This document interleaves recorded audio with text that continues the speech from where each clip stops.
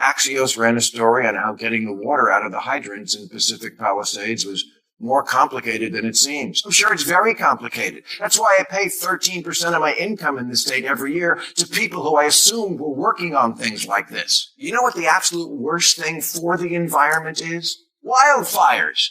A 22 study found that the smoke from just the two in 2020 wiped out 18 years of carbon reduction in the state, which means we suffered the pain of driving those early model Priuses for nothing. California is the place that spends money and gets nothing, which is why you may have noticed when the fires broke out, no one escaped by high. A well-known liberal commentator just sounded like the unexpected voice of reason, calling out California officials for turning one of America's most stunning states into an overpriced disaster zone. What started as a segment about wildfires quickly turned into a fiery takedown of government mismanagement. You don't often see someone from that side of the spectrum demand accountability for how their own tax dollars are being burned, but here we are watching chaos finally collide with clarity in real time. That's undeniably true that LA is built in a stupid place to build a city. When asked why so many of the hydrants in the Palisades ran out of water, Governor Newsom said the local folks are trying to figure that out. Yeah, you got to do that before the fire. I've heard people say, do you want to pay more taxes to fund this? No. I want you to use the exorbitant taxes you already collect to prioritize it. We have the highest marginal tax rate in America, higher than almost all other states, and soon Greenland. What is included for that? Breadsticks? Because it clearly doesn't cover fire. That's government's job.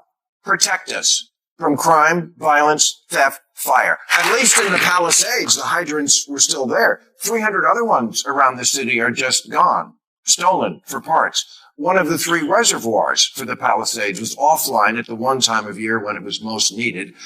LA's Mayor Karen Bass, the Nero of American politics, was fiddling in Ghana while the city burned and later placed the blame on 8 months of negligible rain and winds that have not been seen in LA in at least 14 years.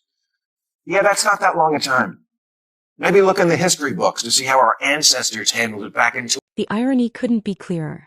The same voters who supported endless regulations and bloated bureaucracy are now shocked to see the system crumble under its own weight. But this isn't a news story. Overspending, mismanagement, and political blame shifting have defined California's playbook for decades. And anyone still pretending this is a local problem simply hasn't been paying attention for the past 20 years. The good news is our fire chief is a lesbian. Am I against a lesbian being chief? Of course not. Do I think a lesbian can do the job? Of course I do. And maybe she's the best person for the job. Or maybe they really wanted a lesbian in that job, and she's just the best lesbian for the job. And with essential services, that's not good enough. Crowley's official bio says Chief Crowley leads a diverse department, creating, supporting, and promoting a culture that values diversity, inclusion, and equity while striving to meet and exceed the expectations of the communities. Well, you didn't exceed my expectations, which was that the whole city wouldn't burn down. But it's telling that diversity is mentioned twice before we get to while striving to meet expectations. Now, can you do 2 things at once? Yes. But it matters where your head is. Deputy Chief Kristen Larson said this, which would sound kind of racist if a Southern sheriff said it. Who teaches people this bullshit? No one cares what someone looks like when they're pulling you out of a burning house. Larson also seems to believe that if a female firefighter can't pick up a man, it's his fault. She said, he got himself into the wrong place if I have to carry him out of a fire. Right on cue, the outrage machine kicked into high gear. Apparently, saying taxpayers deserve better now qualifies as hate speech. The very crowd that preaches tolerance can't handle even mild criticism of their sacred institutions. At this point, it's no longer about left versus right. It's about control. Step even slightly out of line and suddenly you're labeled a traitor to the cause. Who pays the highest price when politicians don't prioritize basic services? The first responders, our heroes, who every time go above and beyond because they have to, because we leave it all to them.